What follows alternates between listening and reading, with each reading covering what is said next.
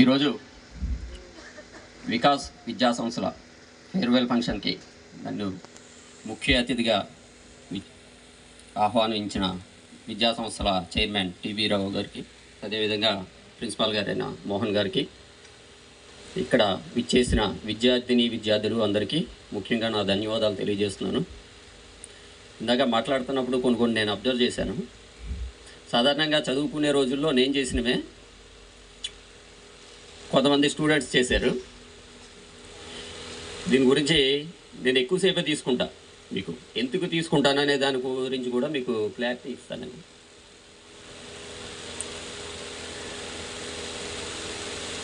మనకి విద్యార్థి దశ నుంచి ఒక గోల్ అంటూ ఏర్పాటు చేసుకోకపోతే జీవితాలు ఏ విధంగా నాశనం అవుతాయి, నాశనం అయిపోయిన జీవితం ఏ విధంగా బాగుపడుతుంది అనేది లైవ్ ఎగ్జాంపుల్ నేనే, మీ ముందున్న నేనే. దానికోసమే కాలేజెస్లో కానీ స్కూల్స్లో కానీ గెస్ట్గా పిలిచినప్పుడు నా వంతు సహకారం నేను అందిస్తూ ఉంటా వచ్చి.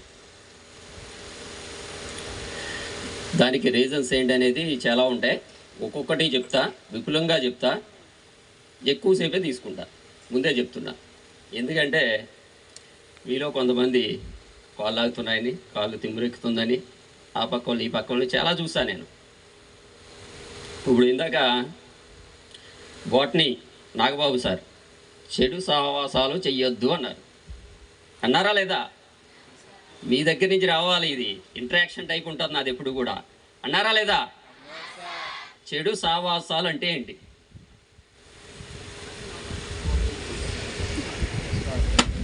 ఇంతమందిని నుంచి ఆన్సర్లు వేరు ఆన్సర్లు వస్తాయి. నేను పర్సన్ పిలుస్తాను, ఆ పర్సన్ చెప్తాడు. బాయ్స్లో ఫస్ట్ రోలో రెడ్ షర్ట్ పక్కన సెకండ్ పర్సన్ తమ్ముడు డయాస్ మీద గ్రామ.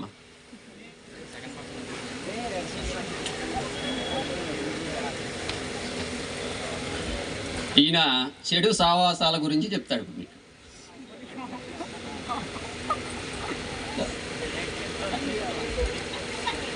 నువ్వు ఇక్కడ ఏది మాట్లాడినా మైక్లోనే మాట్లాడాలి. ముందు మైక్ తీసుకో. తెలిసినా తెలియకపోయినా నువ్వు మైక్లోనే సమాధానం చెప్పాలి. మైక్ తీసుకో. నువ్వేం చెప్పినా నా చెవి దగ్గర కాదు, మైక్ తీసుకొని చెప్పండి. స్మోక్ చేసేవాళ్ళు దొరకదు సార్. ఫస్ట్ మాకెప్పుడు మన తోడుండే వాళ్ళతో ఉండాలి సార్, మంచిగా ఉండే వాళ్ళతో.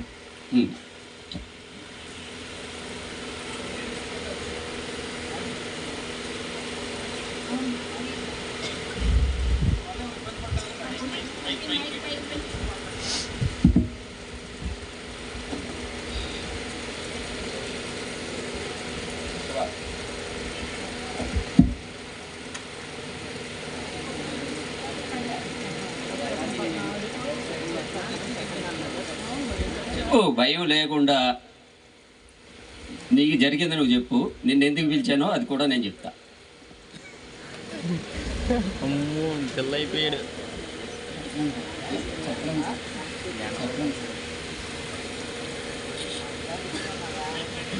నిన్ను ఎందుకు పిలిచా?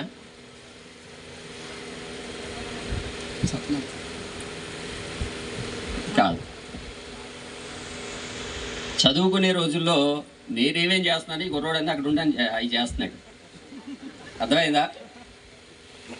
ఇక్కడ మీ లెక్చరర్స్ కావచ్చు, ఎవరైనా కావచ్చు, మాట్లాడుతున్నప్పుడు శ్రద్ధగా వినాలి.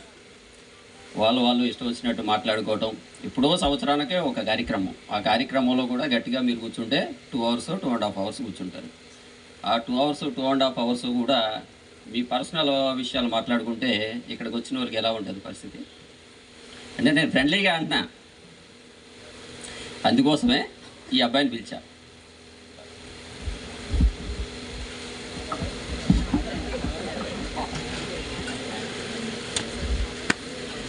అదే అబ్బాయికి మైక్ ఇవ్వకుండా అక్కడ ఉండి మాట్లాడమంటే ఎన్ని మాటలు మాట్లాడతాడు? అవునా కాదా? చెడు సావాసాలు అంటే చట్ట ప్రకారం రెండే రెండు, చెయ్యవలసిన పని చేయకుండా ఉండటం. చెయ్యకూడని పని చేయటం. అర్థమైందా? చెయ్యవలసిన పని చెయ్యకుండా ఉండటం. అర్థమైందా? అర్థం అవ్వలేదా? మనం ఒక పని చెయ్యాలి, ఈ పని చెయ్యకపోతే అది తప్పు. చట్ట ప్రకారం చెప్తున్నా నేను. ఒక చెయ్యకూడని పని ఉంటుంది. అంటే ఇక్కడ ఇది వస్తువు ఉంది, ఇది ఇక్కడి నుంచి తీస్తే దొంగతనం అవుతుందని చెప్పి నాకు తెలుసు. ఇది చెయ్యకూడని పని, ఇది నేను తీసుకుని వెళ్ళిపోతా.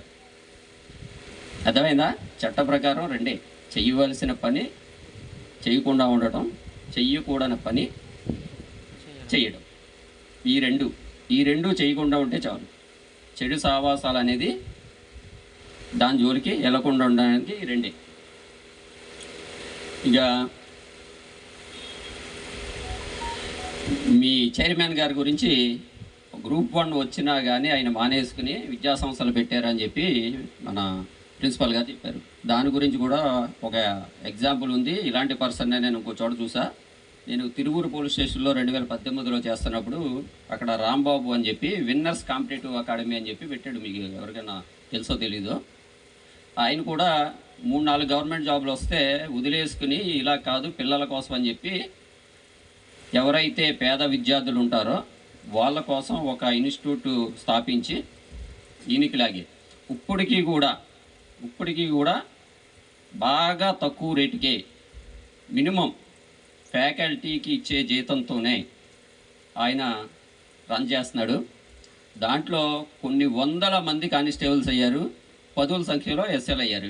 ఇక్కడ ఆంధ్ర కన్నా కూడా తెలంగాణ వల్ల ఎక్కువయ్యారు. ఎందుకంటే తిరువూరు అనేది ఖమ్మం జిల్లాకి బోర్డర్ ఉంటుంది. మళ్ళా 6 సంవత్సరాల తర్వాత అలాంటి వ్యక్తిని, అలాగా స్టూడెంట్స్ కోసం లైఫ్ని దారబోసిన ఒక వ్యక్తి గురించి మళ్ళీ 6 సంవత్సరాల తర్వాత నేను విన్నా. నిజంగా హ్యాట్స్ ఆఫ్ అండి.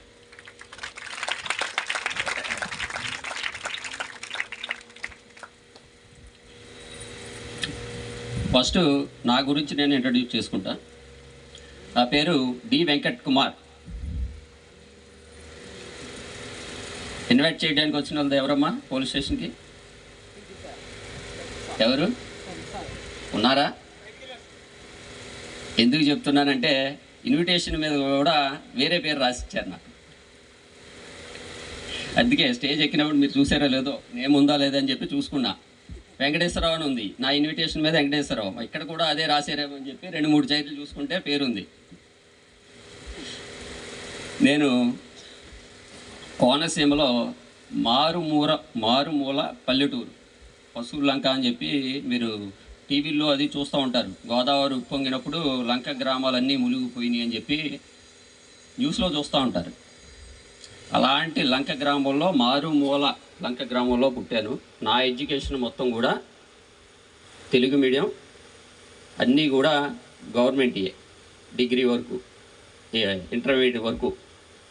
డిగ్రీలో గవర్నమెంట్ దూరంగా ఉందని చెప్పి ప్రైవేట్ దాంట్లో జాయిన్ అయ్యా. నా గురించి చెప్పాలంటే ఎడ్యుకేషను నేను మీకులాగా ఏ స్టాండర్డు, A+ ఆ టైప్ కాదు, B స్టాండర్డ్. నా యొక్క టైమింగ్స్ ఏంటనేది చిన్నప్పటి నుంచి స్కూల్కి వెళ్ళటం, ఈవినింగ్ రావటం, మా నాన్నగారికి వ్యవసాయ పనులు ఏవైతే ఉన్నాయో అన్నిటిలోని అలా పొలం వెళ్ళటం, వ్యవసాయ పనులు చేసుకోవటం. ఇది ఎందుకు చెప్తున్నానంటే 3 రోజుల క్రితం వడాల్లో ఒక ఇష్యూ అయింది. కొంతమంది కుర్రోళ్ళని పిలిచాను.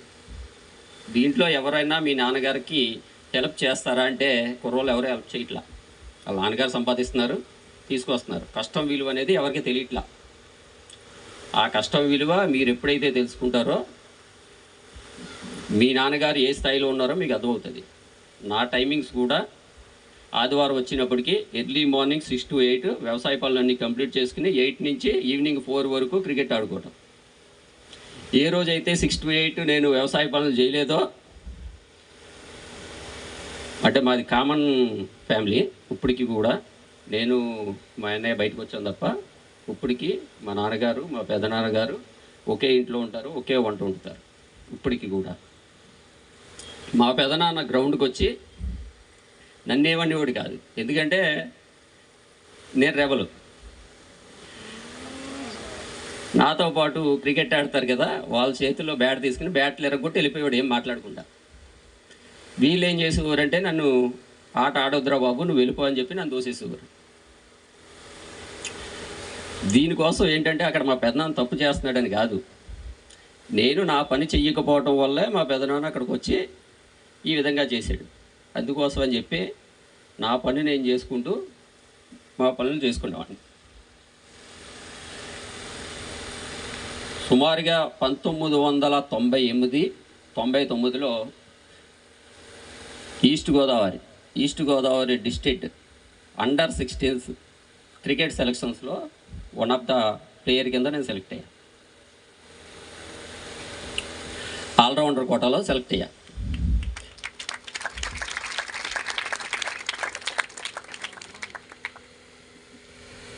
మనం చేసే అన్నీ కొన్ని కోతి పనులు చేస్తూ ఉంటాం. ఈ కోతి పనుల్లో ఏమైందంటే సెలక్షన్స్ అయిపోయింది, మళ్ళా సెకండ్ ట్రయల్ ఉంటుంది. అంటే 100 మంది వస్తారు, 100 మంది వచ్చిన తర్వాత దాంట్లో నెట్లో పెడతారు. ఎవరైనా ప్రాక్టీస్లు చేసిన వాళ్ళకి ఐడియా ఉంటుంది. బౌలింగ్లో ఒకసారి, బ్యాటింగ్లో ఒకసారి, ఫీల్డింగ్లో ఒకసారి చెక్ చేస్తూ ఉంటారు. మ్యాక్సిమం సెలక్షన్స్ అయిపోయినాయి, మళ్ళీ సెకండ్ రౌండ్లో పిలుస్తారు అనుకున్నప్పుడు నా కుడి చెయ్యి ఇరిగిపోయింది నేను చేసే కోతి పనుల వల్ల. ఆడొచ్చా క్రికెట్? లేదు.